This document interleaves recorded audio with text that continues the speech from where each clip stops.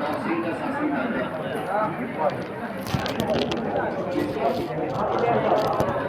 प्रताप सिंह के समय अलवर शैली का सबसे पहला विकास हुआ। इनके समय पे दो चित्रकार अलवर में रहा करते थे। एक का नाम तो है शिव कुमार और दूसरा नाम है डालूराम। एक तो है शिव कुमार और दूसरे कौन है? 1775 ईस्वी में राव राजा प्रताप सिंह के समय अलवर शैली का विकास हुआ और इसके प्रथम दो चित्रकार थे। एक का नाम तो शिव कुमार और दूसरे कौन थे? डालूराम। इन दोनों ने अलवर शैली का सबसे पहला विकास किया।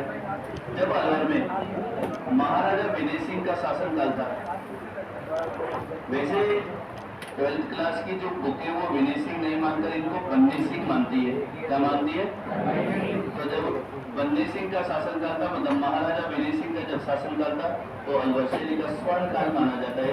इन्होंने चित्रकारों के लिए एक चित्रशाला की स्थापना की जिसका नाम इन्होंने कुतुबखाना रखा। अलवर शैली में जो चित्रशाला है उसको क्या कहते हैं? इनका शासनकाल अलवर शैली का स्वर्ण काल है।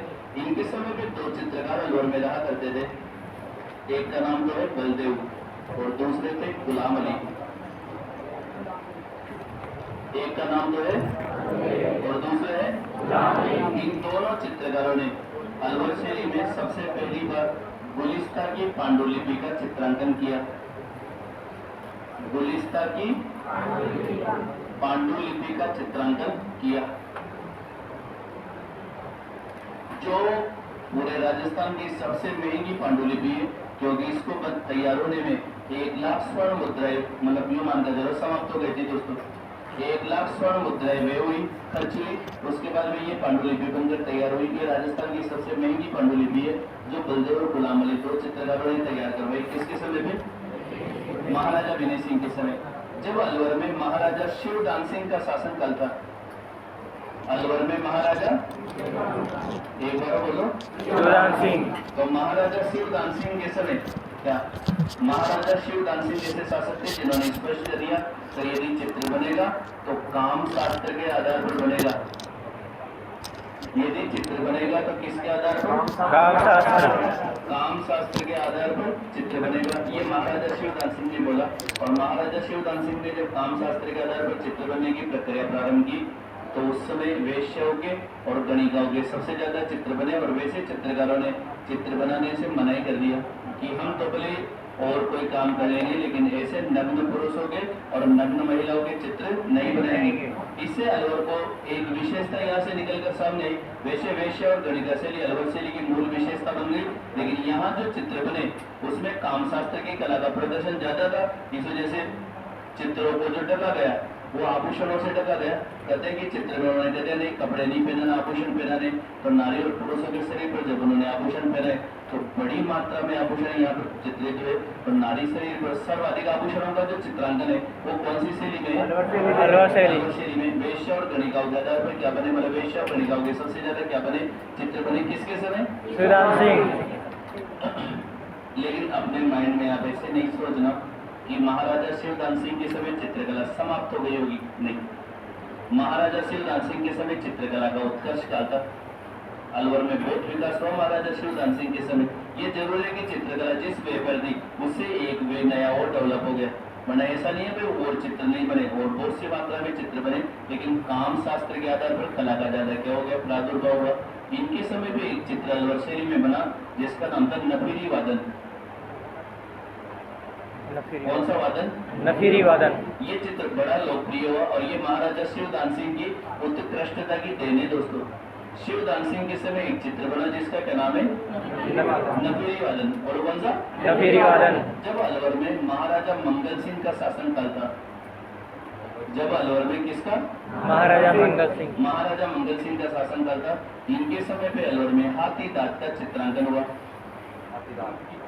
इनके समय पे अलवर में किसका? हाथी दांत पर चित्रांकन प्रारंभ हुआ। और इनके दो बड़े चित्रकार हुआ करते थे, एक तो थे मूलचंद और दूसरे थे उदयराम।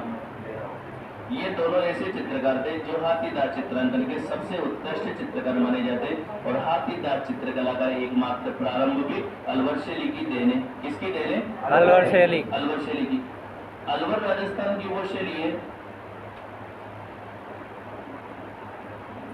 यदि इसकी बात करें ना तो इसकी बहुत सारी विशेषताएं निकल कर सामने आती है। कैसे? जैसे जयपुर में रंगे हरा, वैसे यहाँ भी रंगे हरा।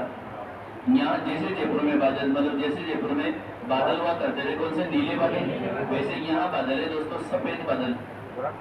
और सफेद बादल नो डाउट कौन से होंगे, कपाशी होंगे। बोलने में आप इसको कपाशी मेघ भी बोल सकते हैं। कोई कपास कैसी होगी, सफेद होगी, तो सफेद बादल मतलब कपाशी मेघ का यहाँ पर चित्रांकन है। इसके साथ साथ में यहाँ बसलो चित्रण है। यहाँ कौन सा चित्रण, बसलो चित्रण तो हर जगह शानदार बना।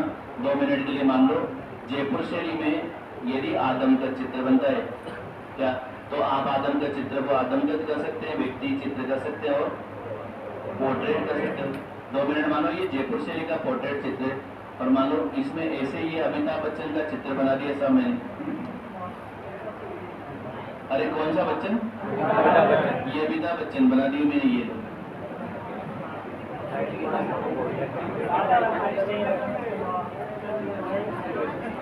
यदि आप थोड़ा सा और हल्का सा कॉन्सेंट्रेशन करोगे तो ये बोलने लग जाएगा भी आपसे। मुंह बोला चित्र है ये, हमें करा आपसे कहिए जो चित्र है। तो जयपुर शैली में जैसे सामान्य चित्र बने, लेकिन अलवर शैली में बॉर्डर पे पेंटिंग स्टार्ट हो गई। ऐसे चित्र की बॉर्डर पेंटिंग का सबसे पहला जो काम स्टार्ट हुआ वो अलवर शैली की बड़ी देन है। इस वजह से इसको बोलने में बसलो चित्रण कह सकते हैं। इस बॉर्डर पेंटिंग को आप क्या कर सकते हैं, बसलो चित्रण। फिर बीकानेर शैली की सबसे बड़ी खासियत है जब चित्र बने तो नाम और तिथि भी साथ साथ ही अंकित हुई। नाम का अंकित होना और तिथि का अंकित होना भी साथ साथ ही हुआ। ये बीकानेर शैली की खासियत है। चित्रकार चित्र बनाते थे, नाम और तिथि दोनों साथ साथ ही लिख देते थे। ये 3 खासियत आपको ध्यान रखनी है। चित्र छोटे बड़े किसी भी प्रकार के बने, जयपुर में बने, बड़े पोर्ट्रेट बने, वो आदमकद बने, आदम व्यक्ति चित्र बने, किसी भी प्रकार के बने, कोई दिक्कत नहीं है।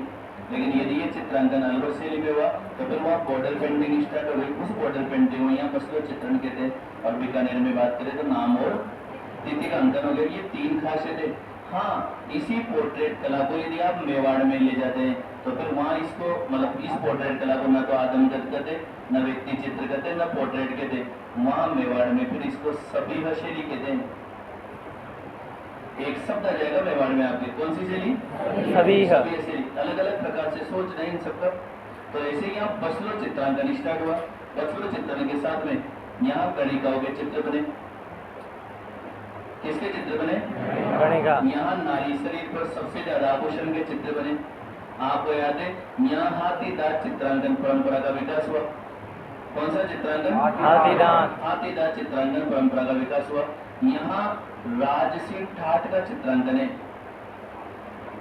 यहाँ राजसी क्या है, ठाट। यहाँ इतना ठाट बाट है, मतलब हर जगह पिकनिक मनाते हुए दृश्य है जंगलों में, हर जगह। ऐसा कोई मतलब प्रदेश नहीं है, ऐसी कोई सीढ़ी नहीं है जहाँ ये चित्र नहीं बने हो। राजा पिकनिक मनाते हुए हर जगह चित्रांकन है।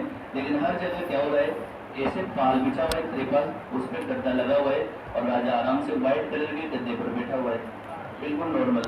कोई किसी प्रकार का ज्यादा आडम्बर नहीं है और राजा एक नॉर्मल भूमिका में ही है और पिकनिक मना रहे सब। यहाँ उल्टा है मैटर। जैसे यहाँ बड़े बड़े सोफे लगे हुए हैं जंगलों में, जिसमें नीचे पत्ते बिखर रहे हैं, नीचे पत्ते बिखर रहे हैं और उस जंगलों में सोफे लगे हुए और राजा सोफों पे विराजमान है। पता है आप जंगलों में कौन सोफे लेकर जाते हैं क्या? ऐसे अनेक प्रकार के दृश्य। देखो यदि कोई ठाट बाट होता है ना तो दिखता भी है। यहाँ इतना ठाट बाट दिखाया गया ना राजाओं के विषय में, इस वजह से राजसी ठाट बाट का सबसे ज्यादा जो चित्रांकन है वो कौन सी शैली की खासियत है? यहाँ योगासन के दृश्य, योग करते हुए साधु का चित्रांकन है यहाँ पर। और इसके साथ साथ में यहाँ साधु से जंगल में परिचर्चा करते राजाओं का भी चित्रांकन है। जंगल में राजा साधु से क्या कर रहे हैं, परिचर्चा। तो ये तो मैं मानता हूँ। कैसे, ये वाला चित्र, ये तो सरिस्का की देन है। क्यों? क्योंकि राजा भरतरी की गुफा गई ना वहाँ, और राजा भरतरी के जो साधु संत होते ना, जो मठ के, वही अलवर के शासक राज तिलक क्या करते थे। ये शुरू से परंपरा है। तो ये हो सकता है कि जंगल में परिचर्चा करते हुए साधु का चित्रांकन हो, कारसी ठाट बाट के दृश्य हो, क्या ये यहाँ नॉर्मल चित्रांकन हो सकता है। तो इस प्रकार के जो चित्र है ये अलवर शैली की मूल खासियत है। कुछ बातें इसमें सिर्फ अलवर शैली के पास ही है। जैसे सबसे पहले बात करें तो बसलो चित्रण, जैसे दूसरा बात करें सफेद बादल, तीसरा शरीर पर आभूषण सबसे ज्यादा क्या, उसके बाद में राशि। ठाठ मैंने कहा इतना ठाट बाट कहीं नहीं, योगासन के दृश्य आपको कहाँ मिल जाएंगे, जोधपुर में भी मिल जाएंगे, और जंगल में परिचर्चा करते राजा तो वो आपको जोधपुर में भी मिलेंगे। ये दोनों दृश्य अलवर शैली की पढ़िए, और इतनी सारी कार से तो ओनली वन सिर्फ अलवर शैली के पास ही है। क्या इस प्रकार के जो पॉइंट निकल कर सामने आते हैं, ले रहे, तो ये तो हो गए अलवर शैली की विशेषताएं। और इधर राजाओं में आप बात करें तो महाराजा राव राजा प्रताप सिंह के समय शिव कुमार और डालूराम नाम के दो प्रसिद्ध चित्रकार रहा करते थे।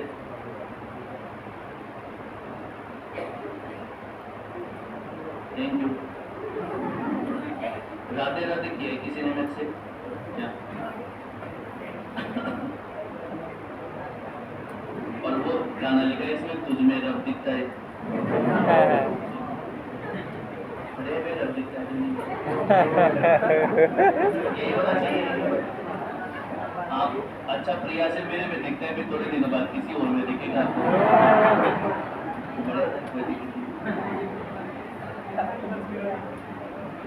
चार राजाओं के समय का ऐतिहासिक प्रताप सिंह के समय शिव कुमार और डालूराम अलवर शैली के मुख्य चित्रकार थे।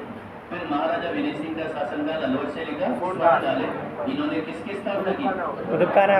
अलवर चित्रकला में चित्रशाला को कुतुबखाना कहते हैं। क्या कहते हैं? कुतुबखाना। बलदेव गुलाम अली ने किसका? गुलिस्तान की पांडुलिपि। पूरी दुनिया की सबसे महंगी पांडुलिपि है। वैसे पांडुलिपि क्या होती है? कपड़े पर पांडुलिपि शब्द तो सुना हुआ दिख रहा होगा नाम पे। क्या होती है पांडुलिपि? पांडुलिपि का सीधा अर्थ ध्यान रखना है, जो मैं आपको सटीकता से बता रहा हूँ। मालूम में मैंने कोई ग्रंथ लिखा, वो ग्रंथ 25-30 साल बाद या 50 साल बाद या 100 साल बाद किसी को मिलता हो टूटा फूटा हस्तलिखित, तो फिर वो क्या कहलाएगा? पांडुलिपि कहलाएगा। अरे क्या कहलाएगा? पांडुलिपि। पांडुलिपि। उसके बाद आ जाओ तो यहाँ गुलिस्ता की पांडुलिपि का चित्रांकन किया बलदेव और गुलाम अली चित्रकारों ने। शिवदान सिंह के समय किसके आधार पर?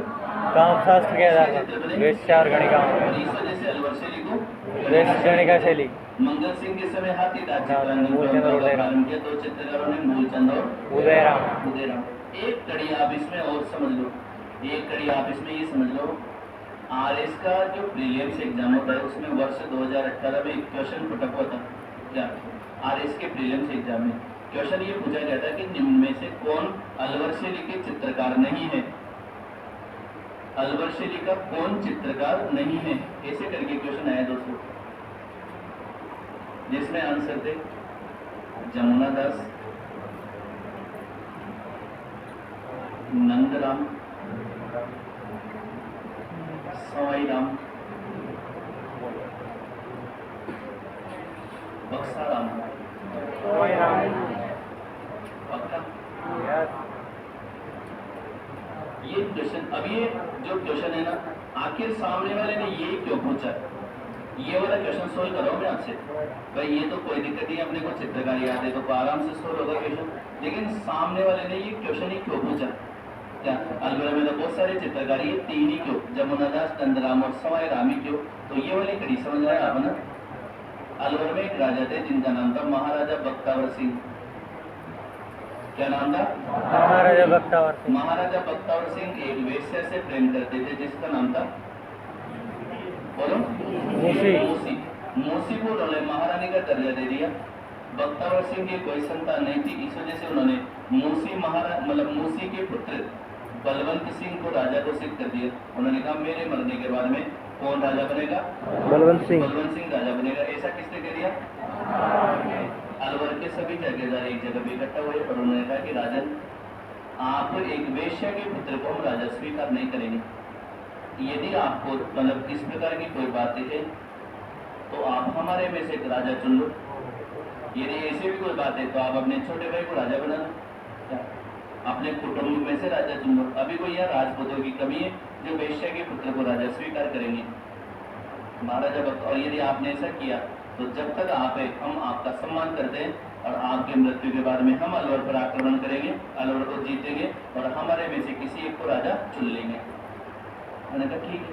बख्तावर सिंह ने बाद में बख्तावर सिंह ने अपने छोटे भाई से पूछा, बलदेव सिंह से, और बलदेव सिंह ने कहा नहीं भैया मैं राजा नहीं बनना चाहता, और बलदेव सिंह का पुत्र महाराजा विनय सिंह राजा बना। महाराजा विनय सिंह राजा बना, और जैसे विनय सिंह राजा बना मूसी महारानी ने विनय सिंह को राजा स्वीकार कर लिया, कोई ऑब्जेक्शन नहीं किया। क्यों? क्योंकि मूसी महारानी जो है ना वो विनय सिंह की दाएं थी। विनय सिंह का जो पालन पोषण है वो किसने किया था? मूसी महारानी ने किया था। तो उन्होंने कहा कोई दिक्कत नहीं है, मेरा बड़ा बेटा राजा नहीं बना तो छोटा बेटा राजा बन गया, कोई प्रॉब्लम नहीं। 1-2 साल तक अलवर का शासन चलता रहा। जब महाराजा विनय सिंह के विषय में कहा जाता है, एक दिन महाराजा विनय सिंह मतलब बलवंत सिंह के कक्ष में चले गए और उस समय बलवंत सिंह शराब पी रहे थे। तो उन्होंने कहा कि भैया कहते बलवंत सिंह की आंखों में आंसू आ गए, तो देखो किस्मत का कैसा खेल है, यदि मैं वाकई में आपका भैया होता तो वो इस समय में क्या होता? राजा होता। पर इतनी सी बात है, आप राजा नहीं बने इस बात का इतना फिर मैं विनय सिंह आपको क्या स्वीकार करता हूँ, राजा स्वीकार करता हूँ क्या? और कल आप राज तिलक के लिए तैयार हो ना, मैं कल आपका राज्याभिषेक करवाऊंगा। किसने कह दी ये बात? महाराजा विनय सिंह ने कह दिया। ये कहना ऐसे संभव नहीं है सर, इन चित्रों इन शैली के चित्रों की पीपीटी भी दिखाई करो, ये पर संभव नहीं है दिखाना। क्यों? क्योंकि चित्र वो कंफर्मेशन चित्र नहीं मिलता जो वास्तव में है। क्योंकि पीपीटी तो मैं बनवा दूँ, मैं डाउनलोड कर करके भी पीपीटी बनवा दूँ, लेकिन वो कंफर्मेशन नहीं होता तो भाई ये चित्र जो है ना वो बूंदी शैली का ही है या जयपुर शैली का ही है। मालूम है आपको दिखा भी, जो कल को मैं आपको दिखा तो साहब ये अलवर से लेकर आपके मन में विचार है कि देखो सर जो दिखा रहे ना ये तो चित्र बूंदी शैली का है, तो उसमें मेरी मान मर्यादा भंग होगी, मतलब गया क्यों? क्योंकि कंफर्मेशन थोड़ी है, मेरी बात समझ रहे हो आप? क्योंकि चित्र यदि वो कंफर्मेशन में मिलते हैं तो कोई दिक्कत ही नहीं है, यदि सहजता से उपलब्ध हो जाते तो पीपीटी बना लेते आराम से, लेकिन वो उपलब्ध ही नहीं होते। और फिर चित्र जो मिले, जैसे मान लो आज हम बूंदी शैली में या मान लो उमेश सिंह का शिकार करता हुआ चित्र दिखा रहे, तो फिर वो उमेश सिंह का ही हो, ऐसे चाहे जिसका शिकार करता हुआ नहीं दिखा सकते, गलत नहीं है ये बात। नारियों का शिकार करते हुए दृश्य दिखाएंगे तो कम से कम वो चित्र तो होना पैटर्न का, तो भाई हाँ ये और वो अप्रूव हो गई, फोटा शैली गई, भले चित्र कैसा भी हो फिर उससे अपने को कोई लेना देना, जो इस वजह से उपलब्ध नहीं होते। और यदि उपलब्ध होते भी हैं तो फिर उनका कोई कंफर्मेशन नहीं होता। और फिर भी ये नहीं चाहता कोई उठकर मेरे से कहीं नहीं सर ये आप जो है ना अलवर शैली का चित्र तो है नहीं, बीकानेर शैली का दिखा रहे हो, तो फिर वो तो बहुत खराब होगा, मतलब वो मैटर। और मेरे को भी बड़ा नहीं लगता चीज कंफर्मेशन हो तभी है, वरना उसका कोई औचित्य या कोई मतलब उसका नहीं है। महाराजा विनय सिंह क्या बन गए? राजा बन गए। विनय सिंह ने दूसरे दिन घोषणा कर दी, नगर में ढिंडोरा पिटवाया कि बलवंत सिंह राजा बनेंगे, और बलवंत सिंह का अपने हाथों से राज्याभिषेक किया और वह बलवंत सिंह को राजा घोषित कर दिया। बलवंत सिंह राजा बन गए। एक सिंहासन पे अलवर 2 दड़ों में बैठ गया, एक सिंहासन पे 2 भाई एक साथ बैठने लगे। समय बदला, कुछ वर्षों बाद में मतलब 4-5 वर्ष बाद में बलवंत सिंह की मृत्यु हुई। वापस राज किसके पास चला गया? विनय सिंह ऑलरेडी राजा थे ही, लेकिन बीच में एक छिपा हुआ शासन आ गया, किसका? बलवंत सिंह का। बलवंत सिंह के समय के ये तीनों चित्रकार है, जमुनादास, नंदराम, बक्साराम। जमुनादास, नंदराम और बक्साराम, तीनों चित्रकारों ने शेख सादी की पांडुलिपि का चित्रांकन किया था दोस्तों उस समय, जो पूरा नहीं हो पाया। और फिर महाराजा विनय सिंह ने इनका साथ नहीं दिया, क्योंकि ये महाराजा विनय सिंह के दरबार के चित्रकार थे, जो बलवंत सिंह के राजा बनने के बाद में बलवंत सिंह के दरबार में चले गए। तो फिर विनय सिंह जी ने इनका साथ नहीं दिया और ये तीनों चित्रकार बाद में फिर अलवर छोड़ के और ये किशनगढ़ शैली में आ गए। अलवर छोड़ के कहाँ गए? किशनगढ़ शैली में आकर रहे। लेकिन ये चित्रकार तो कौन सी शैली के? अलवर शैली के। इस वजह से बार बार जब भी क्वेश्चन आता है ना, सेम क्वेश्चन आ रहा है, 2 से 3 बार ये क्वेश्चन दोहरा दिया उन्होंने। क्यों? वो इनको पूछ रहा है, क्यों पूछ रहा है? क्योंकि ऑप्शन में क्या आ गया, मतलब एनसीईआरटी ने किसको शामिल कर लिया? बलवंत सिंह को कक्षा 10 की किताब में चित्रकला में शामिल कर लिया गया है। तो बलवंत सिंह अपन लिखने वाले हैं। मूसी महारानी की छतरी, जब भी बार बार में सबसे ज्यादा क्वेश्चन मूसी महारानी छतरी का है। क्यों? क्योंकि ये एक वेश्या की छतरी है, लेकिन कोई कह नहीं सकता मूसी को महारानी का दर्जा मिल चुका। विनय सिंह ने कहा है, माँ मैं आपको इतना प्रसिद्ध कर दूंगा कि दुनिया जान ही नहीं पाएगी। दुनिया सिर्फ इस बात के लिए जानेगी कि आप मेरी दाएं मारो, दुनिया इस बात के लिए नहीं जानेगी कि आप एक वेश्या हो। और वाकई में उसने जो कहा, बख्तावर सिंह की छतरी भी 4 कुंभों की बनी हुई है, और उसकी देखो आप मूसी महारानी की 80 कुंभों की छतरी है और नामचीन छतरी पूरे राजस्थान की दूसरी बड़ी छतरी मानी जाती है। तो ये भूल जाओ पैटर्न है, जबकि मूसी महारानी की छतरी किसको बनानी चाहिए थी? बलवंत सिंह, लेकिन उसने नहीं बनाई। क्यों? यदि मैं तेरे गर्भ से पैदा नहीं हुआ होता तो मैं राजा होता। मेरे वैसा एक गुण नहीं है जो राजा बनने के योग्य नहीं हो, पर वाकई में सत्य बात है। वो वर्षों तक कम से कम ज्यादा नहीं, अपने जीवन काल में 32 साल तक अलवर के प्रधानमंत्री रहे। कौन? इस वजह से राज कार्य का हर प्रकार का गुण विद्यमान था बलवंत सिंह में। लेकिन बात भी सही, गलत नहीं है बात। इस वजह से बलवंत सिंह छिपा हुआ शासन है। और यहाँ से और तो कोई क्वेश्चन नहीं बनता, बस ये एक ही क्वेश्चन बनता है, ये वाला। तो मैं क्वेश्चन बना के लिखा दूंगा, आपको कोई दिक्कत नहीं है। और ये राजा भी, ये चित्रकार भी लिख लेंगे साथ साथ ही, ठीक है? अरे बोलो ठीक है। अलवर के बाद में एक छोटी सी चित्रकला, दो छोटी छोटी चित्रकला इसमें और बाकी है। एक तो है शेखावाटी शैली। कौन सी शैली? शेखावाटी। राजस्थान में सबसे ज्यादा भित्ति चित्रांकन जो स्टार्ट हुआ वो शेखावाटी में हुआ। राजस्थान में सबसे ज्यादा भित्ति चित्रांकन कहाँ हुआ? शेखावाटी में सबसे ज्यादा भित्ति चित्रांकन हुआ। शेखावाटी में जो भित्ति चित्र बने उन भित्ति चित्रों को पणा कहा जाता है। शेखावाटी की हवेलियों पे जो भित्ति चित्र बने वो क्या कहलाते हैं? जोर से बोलो। पणा कहलाते हैं। पूरे विश्व में सबसे ज्यादा जिन हवेलियों के भित्ति चित्रों का अध्ययन हुआ वो भी शेखावाटी की हवेली है। और शेखावाटी की हर हवेली पे भित्ति चित्र की सौम्यता, मतलब लगभग समानांतर विशेषता होने की वजह से शेखावाटी को ओपन आर्ट गैलरी कहते हैं। दोस्तों ये उपनामों में भी लिख चुके आप। शेखावाटी को क्या कहते हैं? ओपन आर्ट गैलरी कहते हैं। शेखावाटी में एक फ्रांसीसी विद्वान थे जिनका नाम था नदीम ला फ्रांस। एक फ्रांसीसी विद्वान नदीम ला फ्रांस ने शेखावाटी में फतेहपुर सीकर की हवेलियों का अध्ययन किया था। नाम बोलो इसका। नदीम ला फ्रांस। इसने कहाँ की हवेलियों का? फतेहपुर सीकर की हवेलियों का अध्ययन किया था।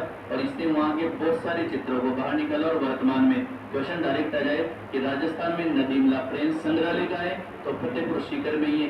इसके द्वारा जिन चित्रों को प्रकाशित करवाया गया वो चित्र वापस यही भेज दिए गए हैं, इसी संग्रहालय में वर्तमान में स्थित है। और वैसे फतेहपुर सीकर में राजस्थान में एक संग्रहालय स्थापित है जिसका नाम है, मतलब जिसको सरस्वती पुस्तकालय कहते हैं। दोस्तों फतेहपुर सीकर में एक संग्रहालय चलता है जिसका क्या नाम है? सरस्वती पुस्तकालय। फिर बोलो सरस्वती पुस्तकालय। और यहाँ नदीमला संग्रहालय भी है। और फ्रांसीसी विद्वान नदीमला ने फतेहपुर सीकर की हवेलियों का क्या किया था? अध्ययन किया था। शेखावाटी में सबसे ज्यादा भित्ति चित्र बने हुए हैं, इस वजह से शेखावाटी को ओपन आर्ट गैलरी कहते हैं। भित्ति चित्रों को पणा कहते हैं। अरे भित्ति चित्रों को। जबकि जयपुर में मौजमाबाद की हवेलियों पे बने भित्ति चित्रों को मोराकशी। अरे बोलो मोराकशी। ये सब तो डेवलप होते जा रहे हैं धीरे धीरे अपने। और यहाँ कहते हैं फतेहपुर सीकर की हवेलियों का अध्ययन किसने किया? नदीम ला फ्रांस ने। फ्रांसीसी विद्वान नदीम ला फ्रांस ने किया था। इतना सा शब्द अपने को ध्यान रखना है। जिसमें कंप्लीट शेखावाटी हो गई। ओपन आर्ट गैलरी करने का ये मतलब है कि आप किसी भी हवेली में जाकर भित्ति चित्रों को देख सकते हैं। उसके बाद में अगली शैली आती है अपनी जिसका नाम है मुनियारा शैली। और क्या नाम है? मुनियारा शैली में तो बहुत अच्छी है लेकिन डेवलप नहीं हो पाई। उसका डेवलप नहीं होने का सबसे बड़ा कारण ये था, क्यों? क्योंकि ऊपर से तो दबाव होता जयपुर शैली का, नीचे से दबाव होता बूंदी शैली का।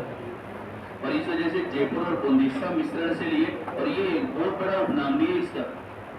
मुनियारा शैली को जयपुर बूंदी का मिश्रण शैली कह सकते हैं। क्या कह सकते हैं?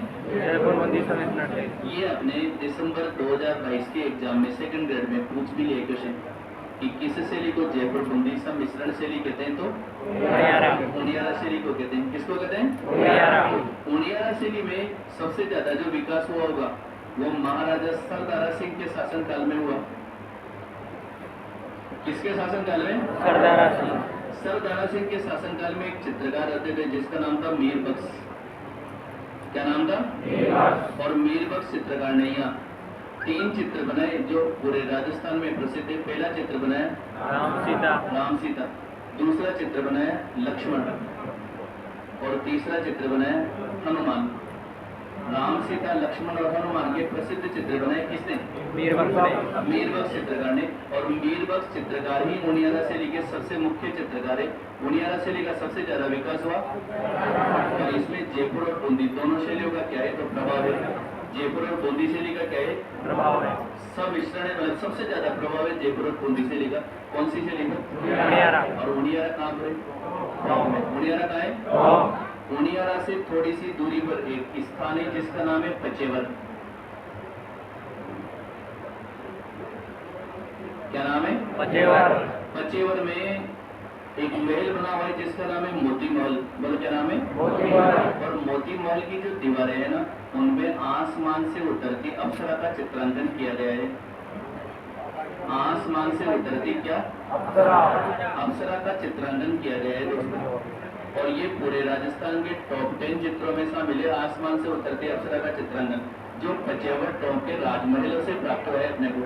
पचेवर वैसे चित्रकला तो नहीं है, लेकिन ये जरूर है भाई, इसको उनियारा को पढ़ी रहे तो साथ साथ में पचेवर में एक लाइन है तो नोट लगा के लिखनी रहेगी। तो भाई पचेवर टॉप के राजमहलों में आसमान से उतरती अप्सरा का चित्रांकन किया गया है। आसमान से उतरती किसका? अप्सरा। क्लियर है? जिसमें पूरा टूंडार स्कूल कंप्लीट हो गया अपना। कौन सा स्कूल?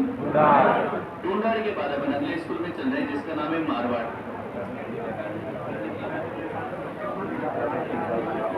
एक दूसरे ने और पढ़ लेते भी लिख लेंगे। आप लोग लिखने के मामले में एक्सपर्ट हो इसी।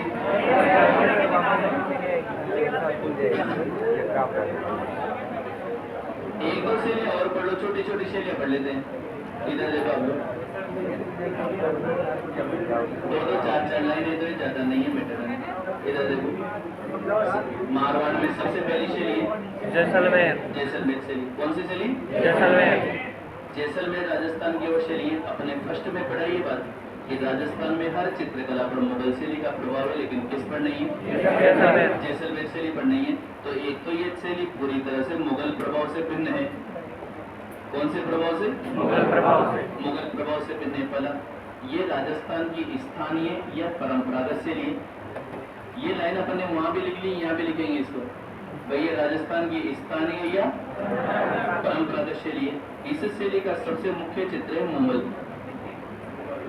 बोलो कौन सा है? एक विद्वान थे जिनका नाम था W.C. आर्चर। एक बार नाम बोले इसका। W.C. आर्चर।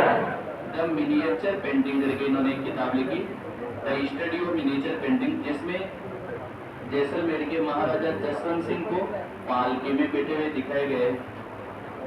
महाराजा जसवंत सिंह किसमें बैठे हुए? पालकी में। पालकी में बैठे हुए। महाराजा जसवंत सिंह किसमें बैठे हुए? किसकी पुस्तक में? W.C. आर्चर।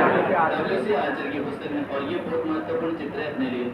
पूरे राजस्थान की समस्त चित्रकलाओं में 4 राजाओं का, एक रानी का और एक बेटी का चित्रांकन है। 4 राजाओं का, एक रानी का और एक बेटी का। बेटे। पूरे राजस्थान टोटल 16 शैलियों में 4 राजाओं में एक राजा आ गया अपना उमेश सिंह, जो जंगली सुअर का शिकार करते। दूसरा राजा भी आ गया साहिब राम ने सवा ईश्वरी सिंह का आदम का चित्र बनाया। किसने बनाया? साहिब राम ने। किसका? ईश्वरी सिंह का। तो दूसरा राजा आ गया ईश्वरी सिंह। तीसरा राजा आ रहा है अपना जसवंत सिंह। किसने बैठे? पालकी में विराजमान है। W.C. आर्चर की पुस्तक के मुख्य पृष्ठ पे लगा हुआ चित्र है और बहुत सुंदर चित्र है। चौथे नंबर पे राजा आएंगे भी हाल ही में थोड़ी देर बाद में, जोधपुर नरेश महाराजा अभय सिंह, जो नृत्य कर रहे हैं। महाराजा अभय सिंह क्या कर रहे हैं? नृत्य कर रहे हैं दोस्तों। और वो कौन से चित्रकार ने बनाया? डालचन। कौन से चित्रकार ने? डालचन। अपने डालू आ चुका कोटा में, फिर डालूराम आ गया अलवर में। अरे डालूराम आ गया और डालचंद आ रहा है अपने जोधपुर में। डालचंद किसमें आएगा? जोधपुर शैली में। तो वहाँ डालचंद चित्रकार ने चित्र बनाया। ये तो हो 4 राजा हो गए। अरे हो गए ना। उमेश सिंह जंगली सुअर का शिकार करते हुए मुन्नी शैली में। ईश्वरी सिंह का आदम का चित्र शैली में कहाँ है? जयपुर शैली में। कौन सी शैली में? जयपुर शैली। जसवंत सिंह पालकी में जैसलमेर शैली। कौन सी शैली? जैसलमेर। और महाराजा अभय सिंह नृत्य करते हुए। ये 4 राजा हो गए। बेटी हो गई अपने कौन सी? मोमल। मोमल का जो वर्णनीय है और राजकुमारी मोमल का वर्णन है यहाँ पर, मतलब एक बेटी के रूप में चित्रांकन है। किसके रूप में? बेटी के रूप फिर बोलो, बेटी के रूप में चित्रांकन है। और इसके बाद में आ जाओ आप, और बहू की बात करें अपन, महारानी की बात करें तो फिर महारानी है बनी ठनी। फिर रानियों के मामले में ऐसी सिर्फ रानियां रही राजस्थान में, लेकिन बनी ठनी का सबसे शानदार चित्रांकन है। यदि उनके मालूम रानियों के चित्र ऐसी सी रानियां रही जिसके मतलब गले में आपको ऐसे कांच की प्लेटें लगी हुई थी, बचपन से प्लेट लगी हुई, पता चल लोग पानी पीती थी तो भी दिखता।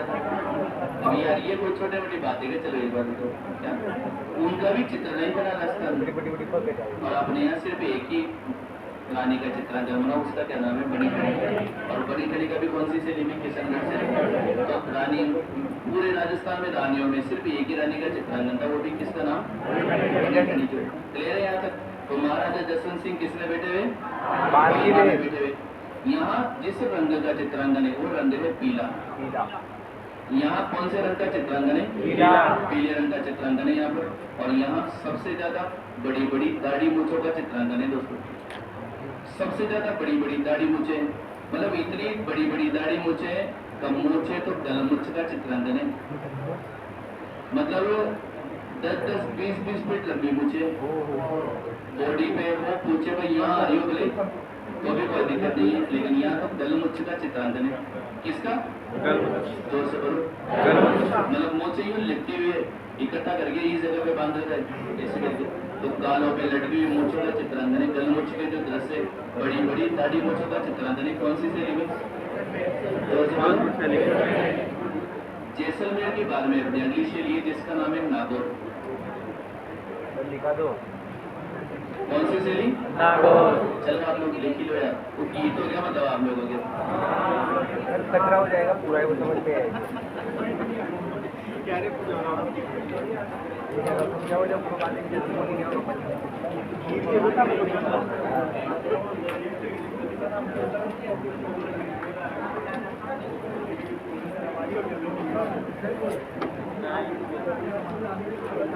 समझ लिखना।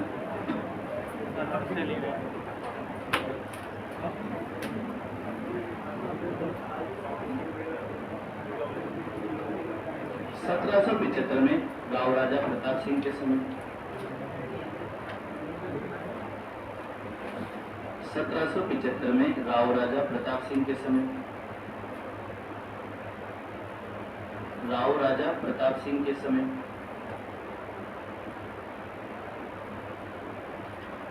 राव राजा प्रताप सिंह के समय अलवर शैली का सर्वप्रथम विकास हुआ।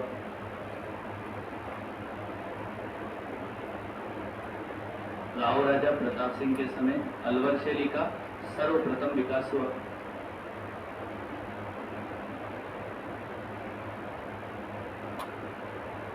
अलवर शैली का सर्वप्रथम विकास हुआ।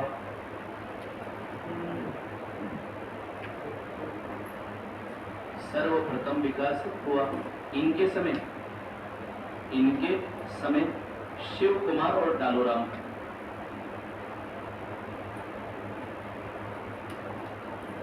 इनके समय शिव कुमार और डालोराम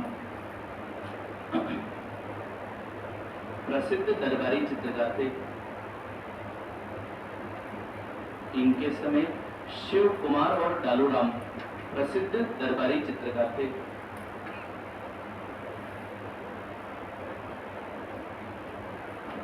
शिव कुमार और डालोराम प्रसिद्ध दरबारी चित्रकार थे। दरबारी चित्रकार थे। नेक्स्ट, महाराजा विनय सिंह कोष्टक में बन्नी सिंह का शासनकाल। महाराजा विनय सिंह कोष्टक में बन्नी सिंह का शासनकाल।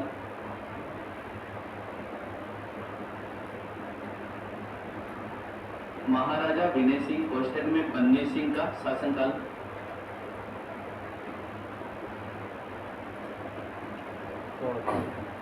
बन्नी सिंह का शासनकाल किशनगढ़ से लिखा स्वर्ण काल माना जाता है। अलवर से लिखा अलवर से लिखा स्वर्ण काल माना जाता है।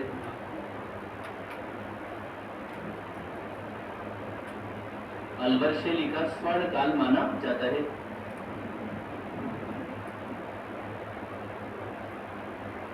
अलवर शैली का स्वर्ण काल माना जाता है।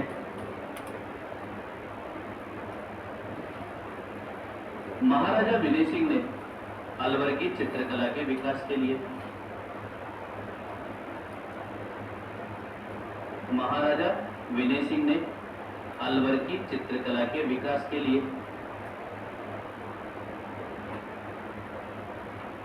अलवर की चित्रकला के विकास के लिए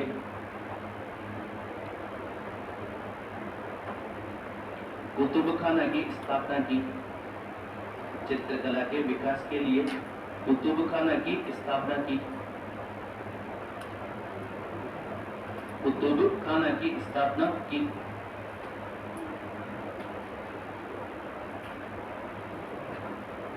स्थापना की। एक शब्द आप लोग ध्यान रखना, पूरे राजस्थान में एक तो यहाँ की चित्रशाला को क्या कहते थे? जोर से बोलो। कुतुबखाना। कुतुबखाना। और एक जयपुर की जो चित्रशाला है ना, उसमें उसको सूरत खाना कहते थे दोस्तों। जयपुर की चित्रशाला को क्या कहते थे? सूरत खाना। तो यही नोट लगा के लिख लो साथ साथ ही। जयपुर की चित्रशाला को सूरत खाना कहा जाता है। ये मोबाइल बंद करो आपका, अंदर रख लो इसको बिल्कुल आप।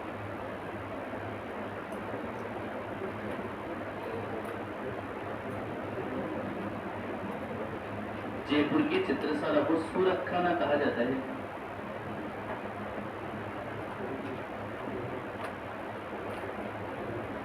जयपुर की चित्रशाला को सूरत खाना कहा जाता है। सूरत खाना कहा जाता है। सूरत खाना कहा जाता है। नेक्स्ट आओ। महाराजा विनय सिंह के समय, महाराजा विनय सिंह के समय, महाराजा विनय सिंह के समय, विनय सिंह के समय बलदेव व गुलाम अली दो चित्रकारों ने, महाराजा विनय सिंह के समय बलदेव व गुलाम अली दो चित्रकारों ने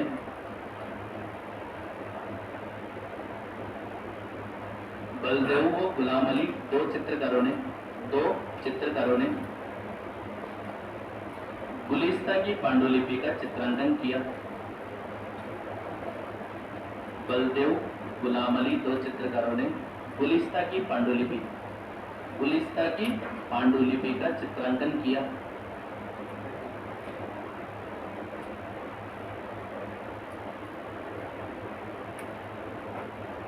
गुलिस्ता की पांडुलिपि का चित्रांकन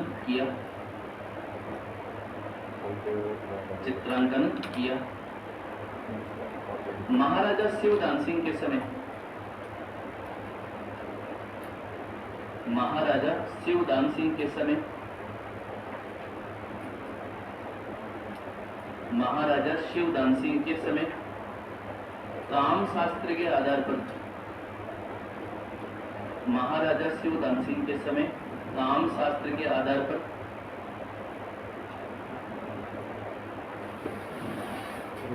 शिवदान सिंह के समय काम शास्त्र के आधार पर वेश्याओं के व गणिकाओं के चित्र बने।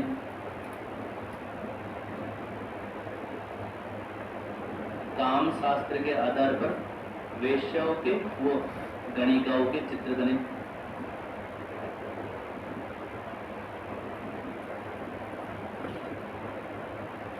गणिकाओं के चित्र बने। काम शास्त्र के आधार पर वेश्याओं के व गणिकाओं के चित्र बने।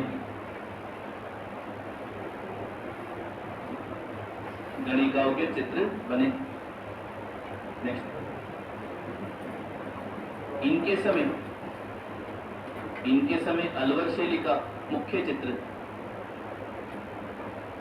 इनके समय अलवर शैली का मुख्य चित्र नफीरी वादन,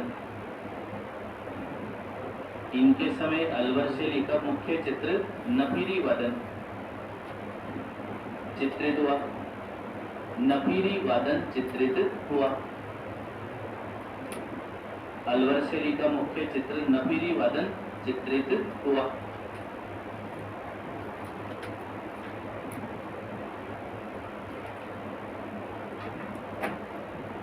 महाराजा मंगल सिंह के समय, महाराजा मंगल सिंह के समय, महाराजा मंगल सिंह के समय, महाराजा मंगल सिंह के समय मूलचंद व उदयराम दो चित्रकारों ने, महाराजा मंगल सिंह के समय मूलचंद व उदयराम दो चित्रकारों ने, मूलचंद व उदयराम दो चित्रकारों ने, उदयराम दो चित्रकारों ने हाथी दांत चित्रांकन की परंपरा का, मूलचंद व उदयराम दो चित्रकारों ने हाथी दांत चित्रांकन की परंपरा का विकास किया। हाथी दांत चित्रांकन की परंपरा का विकास किया। हाथी दांत चित्रांकन की परंपरा का विकास किया।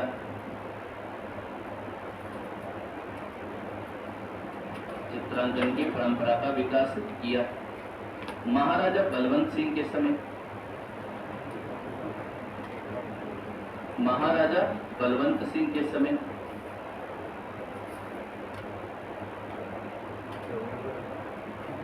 महाराजा बलवंत सिंह के समय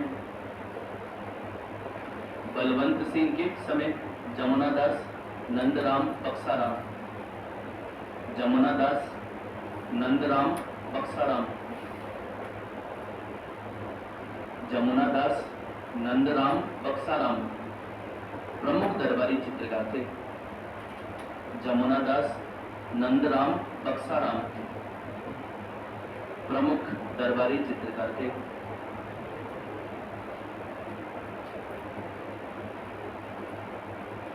प्रमुख दरबारी चित्रकार थे।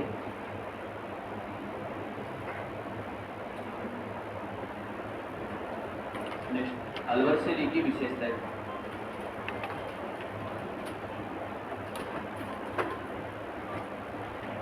अलवर शैली की विशेषताएं।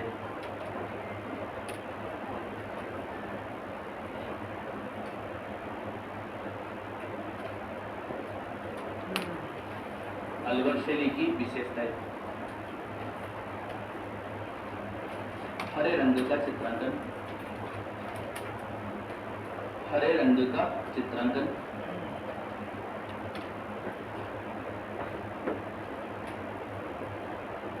हरे रंग का चित्रांकन। सफेद बादल कोष्ठक में कपाशी बादल। सफेद बादल कोष्ठक में कपाशी बादल। सफेद बादल कोष्ठक में कपाशी बादल कपासी बादल। बसलो चित्रण। बसलो बसलो चित्रण क्या होता है ये?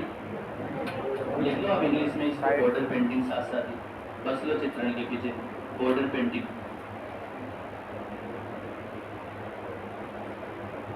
Border painting. गणिकाओं के चित्र।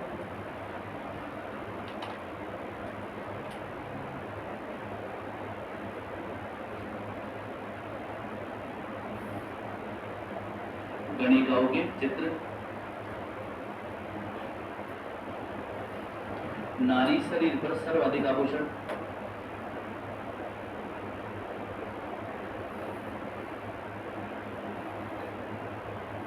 नारी शरीर पर सर्वाधिक आभूषण। सर्वाधिक आभूषण।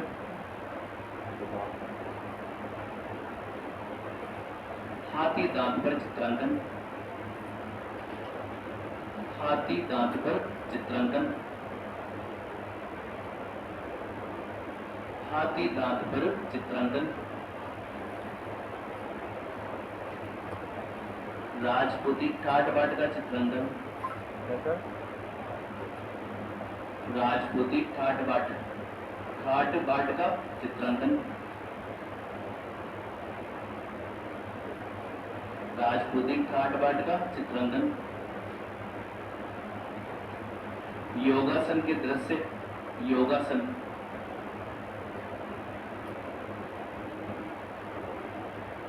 योगासन के दृश्य।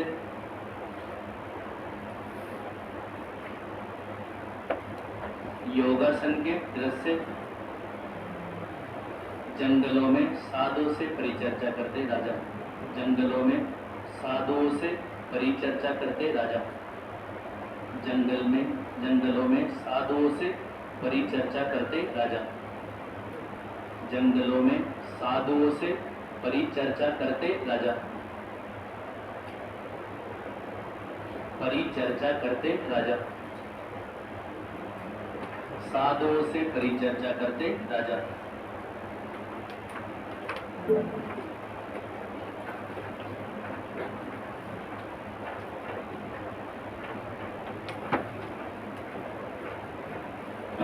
नेक्स्ट अब आप शेखावाटी शैली।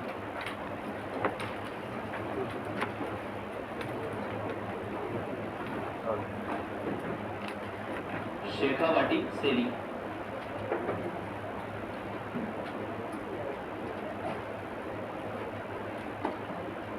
शेखावाटी शैली।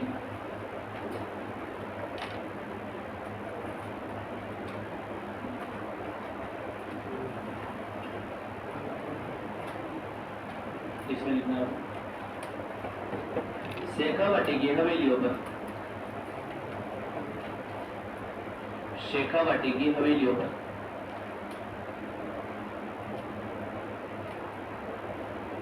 शेखावाटी की हवेलियों पर शेखावाटी की हवेलियों पर सर्वाधिक भित्ति चित्रांकन हुआ। सर्वाधिक भित्ति चित्रांकन हुआ। शेखावाटी की हवेलियों पर सर्वाधिक भित्ति चित्रांकन हुआ, जिसे पणा के नाम से जाना जाता है। जिसे पणा के नाम से जाना जाता है।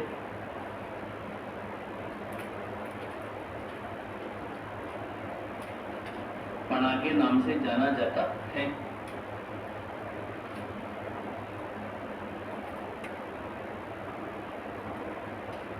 सही गलत है, पणा के नाम से जाना जाता है। अगली लाइन लिखना, सर्वाधिक भित्ति चित्रों की अधिकता होने की वजह से, सर्वाधिक भित्ति चित्रों की अधिकता होने की वजह से, सर्वाधिक भित्ति चित्रों की अधिकता होने की वजह से, सर्वाधिक भित्ति चित्रों की अधिकता होने की वजह से, अधिकता होने की वजह से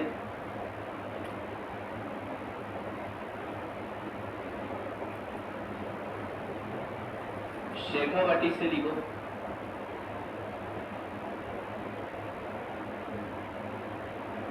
शेखावाटी से लिखो ओपन आर्ट गैलरी। अधिकता होने की वजह से शेखावाटी से लिखो open art gallery. Open art gallery कोष्टक में खुली कला दीर्घा। ओपन आर्ट गैलरी खुली कला दीर्घा।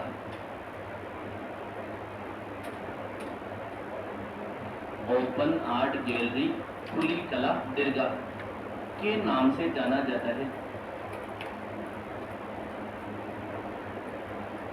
ओपन आर्ट गैलरी खुली कला दीर्घा के नाम से जाना जाता है। खुली कला दीर्घा के नाम से जाना जाता है।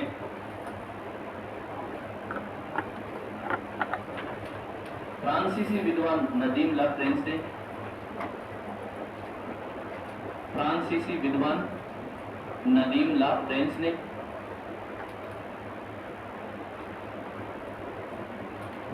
फ्रांसीसी विद्वान नदीम ला फ्रेंच ने, नदीम ला फ्रेंच ने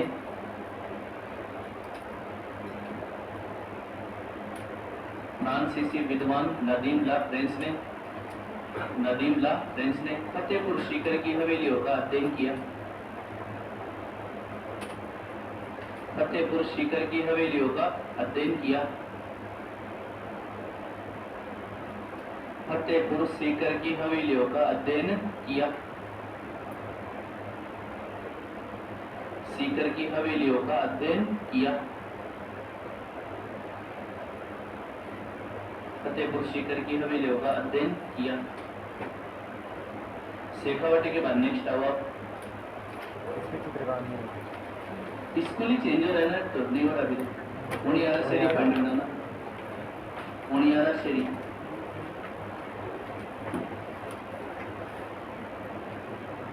उनियारा शेरी।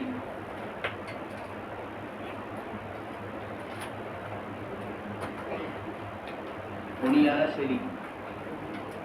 इस शैली पर, इस शैली पर, इस शैली पर जयपुर व बूंदी शैली का प्रभाव है। इस शैली पर जयपुर व बूंदी शैली का प्रभाव है।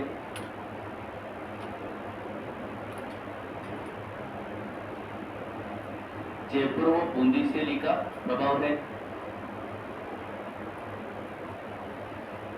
जयपुर व बूंदी शैली का प्रभाव है। नेक्स्ट, महाराजा सरदारा सिंह के शासनकाल में महाराजा सरदारा सिंह के शासनकाल में महाराजा सरदारा सिंह के शासनकाल में महाराजा सरदारा सिंह के शासनकाल में उनियारा शैली का सर्वाधिक विकास हुआ। उनियारा शैली का सर्वाधिक विकास हुआ। उनियारा शैली का सर्वाधिक विकास हुआ।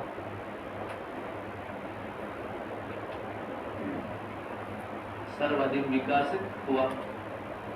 मीर बख्श चित्रकार ने मीर बख्श चित्रकार ने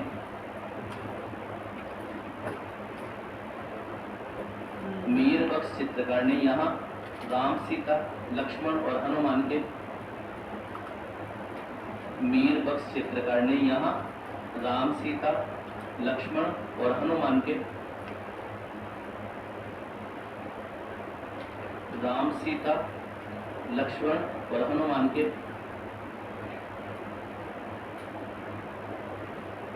राम, सीता, लक्ष्मण और हनुमान के प्रसिद्ध चित्र बनाए। राम, सीता, लक्ष्मण और हनुमान के प्रसिद्ध चित्र बनाए।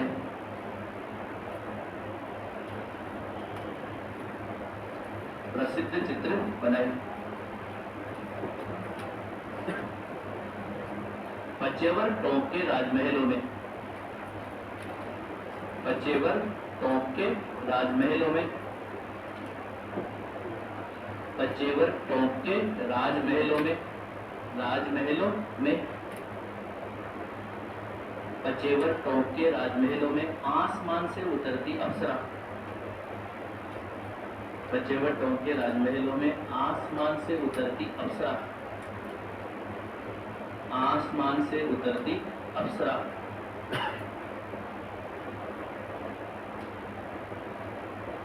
पचेवर टोंक के राजमहलों में आसमान से उतरती अप्सरा का चित्रांकन किया गया है। आसमान से उतरती अप्सरा का चित्रांकन किया गया है। आसमान से उतरती अप्सरा का चित्रांकन किया गया है। चित्रांकन किया गया है। अब पॉइंट बना हुआ मारवाड़ी स्कूल।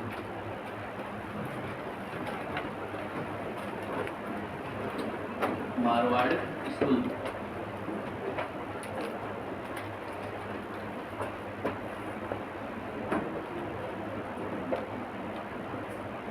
फर्स्ट, जैसलमेर शैली।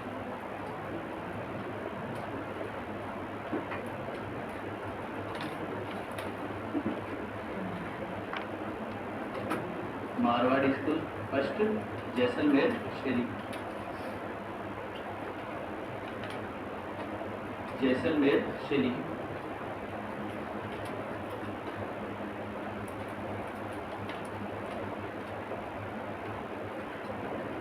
देखना, इस शैली में इस शैली पर कोई मुगल प्रभाव दिखाई नहीं देता। इस शैली पर कोई मुगल प्रभाव दिखाई नहीं देता।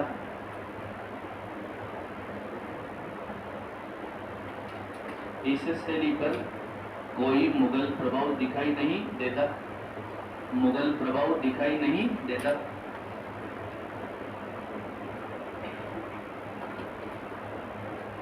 यह एक स्थानीय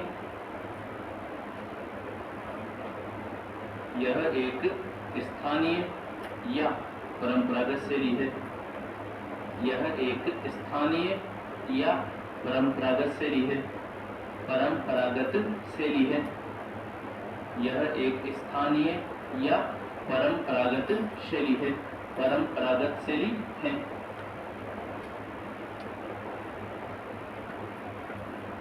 प्रसिद्ध चित्र मुमल।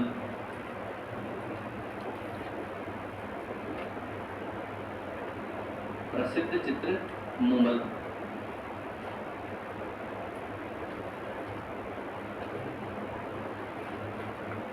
प्रसिद्ध चित्र मुमल। W.C. आर्चर की पुस्तक में, नेक्स्ट है W.C. आर्चर। W.C. आर्चर की पुस्तक में, W.C. आर्चर की पुस्तक में महाराजा जसवंत सिंह को, W.C. आर्चर की पुस्तक में महाराजा जसवंत सिंह को,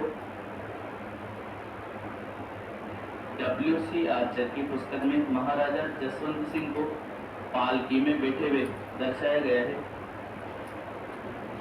महाराजा जसवंत सिंह को पालकी में बैठे हुए दर्शाया गया है। जसवंत सिंह को पालकी में बैठे हुए दर्शाया गया है। पालकी में बैठे हुए दर्शाया गया है। इस शैली में पुरुषों के चित्रों में, इस शैली में पुरुषों के चित्रों में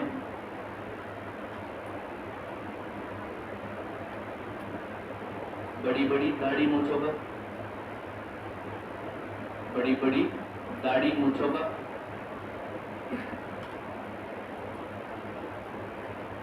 बड़ी बड़ी दाढ़ी मूंछों का, क्वेश्चन में गलमुच्छ का, गलमुच्छ का। पुरुषों के चित्रों में बड़ी बड़ी दाढ़ी मूंछों का, क्वेश्चन में गलमुच्छ का, गलमुच्छ का चित्रांकन किया गया है।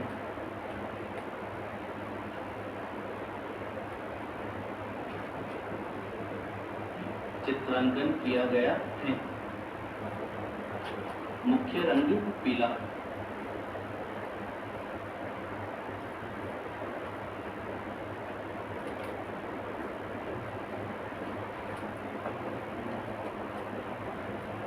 मुख्य रंग पीला। नेक्स्ट पॉइंट बना लो, नागौर शैली।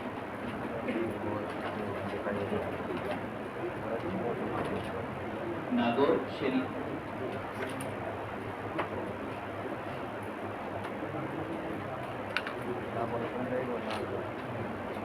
समझो।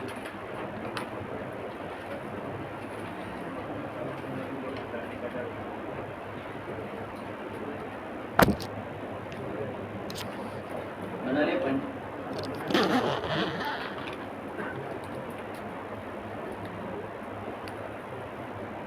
समझते चलना है।